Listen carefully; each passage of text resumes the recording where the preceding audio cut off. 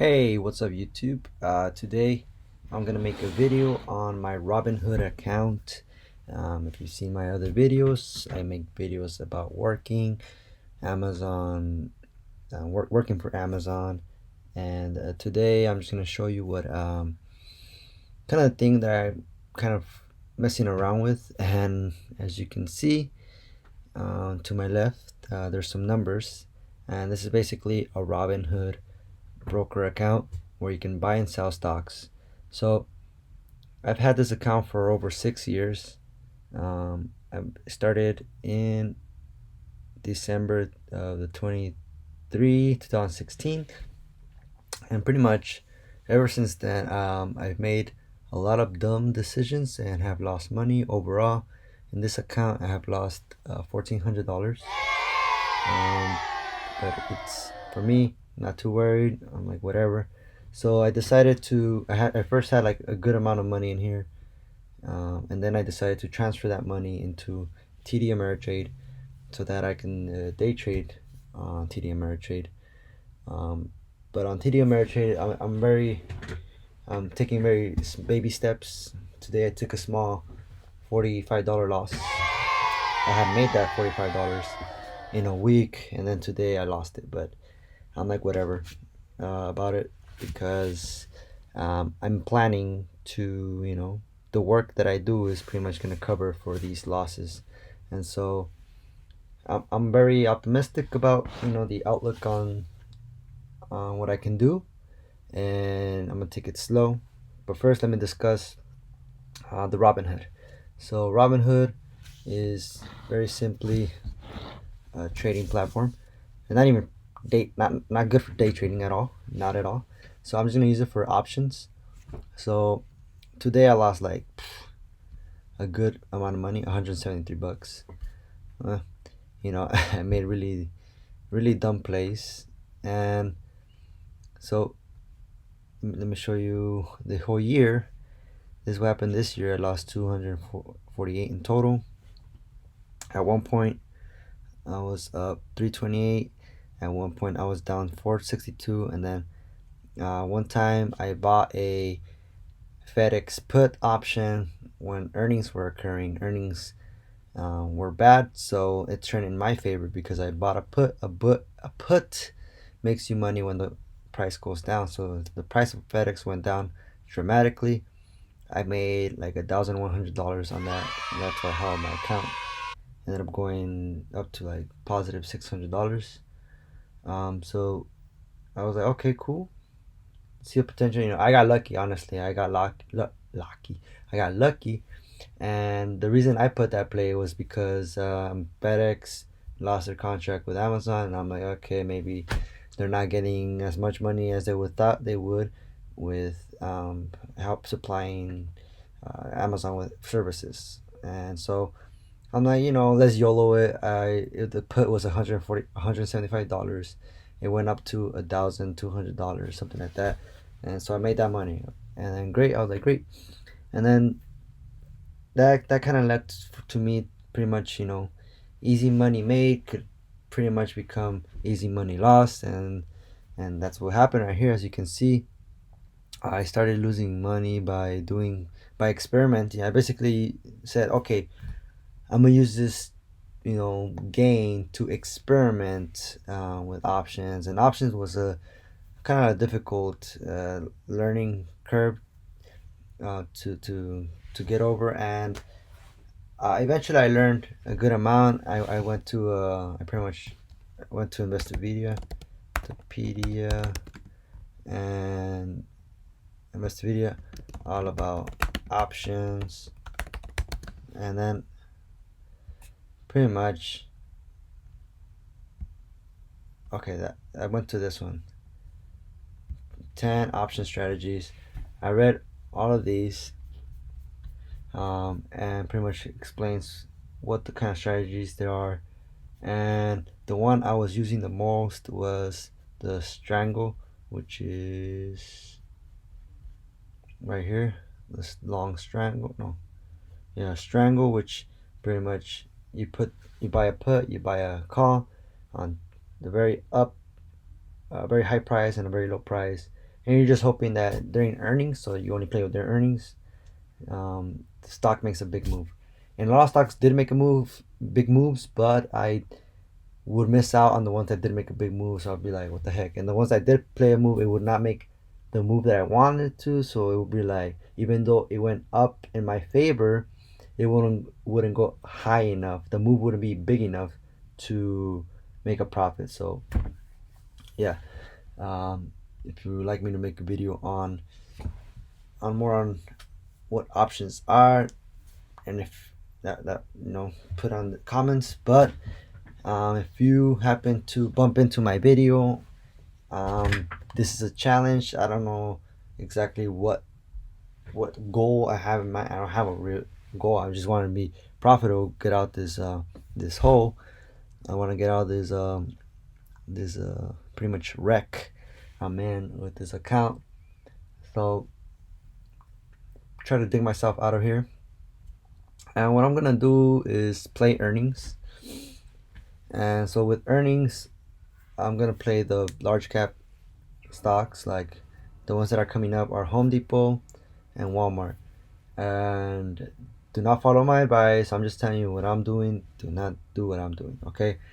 So I think I'm gonna go with the Walmart. So for Walmart, I'm thinking I'm gonna just basically buy a call, and just like Apple had a big move upwards, even though it was already at all-time highs, it kept going all-time highs. I think Walmart has the same potential. So what I'm thinking of doing is not now, but like the day before earnings happen, because options decay over time. Eventually, they go to zero. So my plan is, close to the day of earnings, I'm gonna place a call, buy a call, maybe two, maybe three, maybe I'll YOLO it. This account, if I lose all this money, I don't really care. I'm gonna try though. I'm gonna try to do my best. My main focus on the TD Ameritrade account. This one is just for like experimenting and YOLOing the money that I have in there.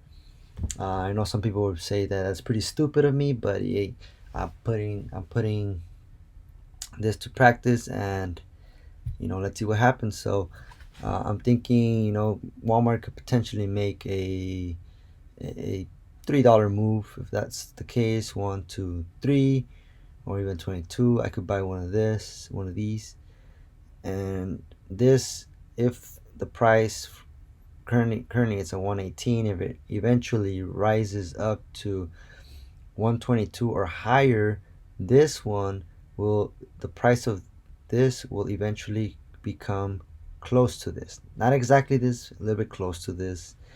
And um, yeah, that'd be cool. That'd be pretty much a little bit more than half, little bit more than 100% return. Just quick note. So these are the strike price is pretty much what you're saying you're hoping the price will go. So right now the price is 118, and if I'm saying I hope the price goes to 122, I'm willing to pay 121 for that bet. And you could also buy a put, which is like, I hope that the price will stay below any of these strike prices. So right now these are cheap. The 114, for example, is out of the money, meaning the price is not below it. Because it's not below it, it's cheaper. So if you buy it and you're betting that it's going to be the price of the stock, which is at 118 right now, will be eventually 114 by the expiration date, which is November 15th. Today is the 12th. So you have 3 days for that to happen. The stock doesn't move a lot, so your chances of making money are very low. So you could lose. Essentially, when you buy a call or put, your max loss is going to be the price, which is not this $2.98, this 245, this 197. That's not the max loss. The max loss is that times 100.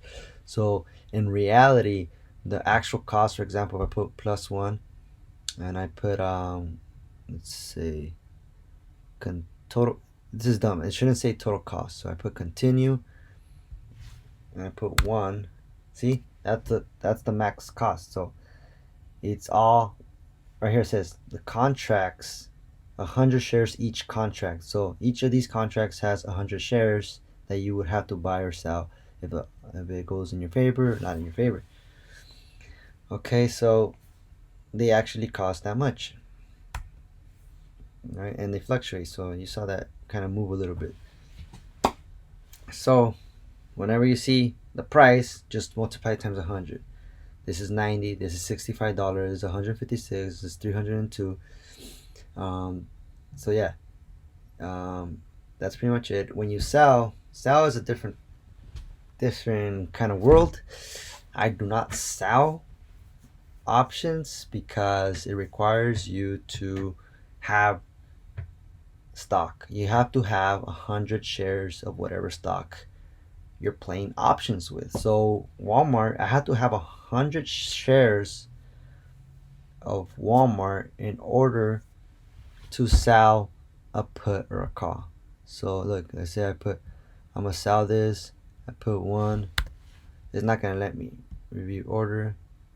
You don't have enough buying power for the collateral needed to sell Walmart. See, so you need collateral. That's what they mean. So cool. All right, cool. And it told you the minimum amount. Like I said, review order. Right there, you need this much. $10,909. Why? Because the price of Walmart is 118. Calculator. Calculator. 100. I don't even need the calculator. It's basically I don't need the calculator. So 100 times the price of the stock is about that much. In reality, it's 11,800. So makes sense. Did my camera freeze? I think it did. All right, so it's still recording. Still recording. Okay, good. Let me pop this out again. All right, there we go. Just want you guys to see that I'm here, so you don't get lonely. I'm here, guys. I'm here. There we go. All right, so that's pretty much what I'm gonna be doing. I'm gonna post another video maybe when I'm actually doing the thing. Um, but yeah, that's basically what I'm gonna try to do. I'm gonna experiment with the money I have left in robinhood that you know I keep losing. And we'll see, man. I made a bunch of dumb mistakes along the way. They hurt me, but money's comes and goes, and in order for me to learn, and I had to play around with it. I could have paper traded and played with fake money, but the thing is, what you're really training is your emotions, and I had to train my emotions to not get the best of me and do dumb things. So I'm gonna make sure that a little bit more careful. I think I learned enough along the way. The initial parts, I was trying to day trade, freaking with Robinhood. I didn't know what the heck I was doing. I was like, I think in the first loss, this 255 loss was like Snapchat, and then some other dumb stuff. And so, yeah, another thing about options before I go, learn about them, of course, is that you want to know this important thing, which is the price you want to sell it for will not always be the price that you will get. You most likely have to sell it for less because, for instance, let me show you Walmart. When you click on these things, they tell you how many people are bidding for it, how many people are asking for it. So, actually, this is not a good price. Oh no, it's waste management. Walmart. So we go here.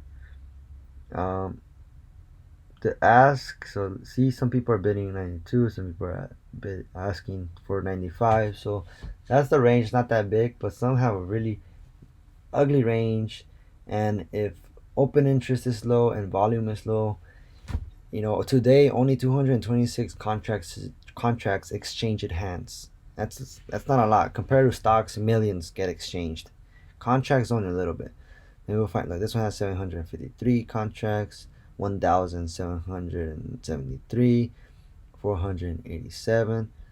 Okay, so you gotta take note of those. So when you're looking at companies that pretty much have low volume in terms of trading, they're very likely to have very low volume in terms of options. So I wouldn't be messing with things that have like that kind of low volume, because when you want to get rid of these things, it's very hard to get rid of. And I would only tr- trade or buy an option that will have liquidity. And by liquidity, I mean that people are willing to buy it from you. Okay. Um, I think I'm going too long with this video, but that's it. And if you like to see more, subscribe, and we'll see what happens. All right. Peace out.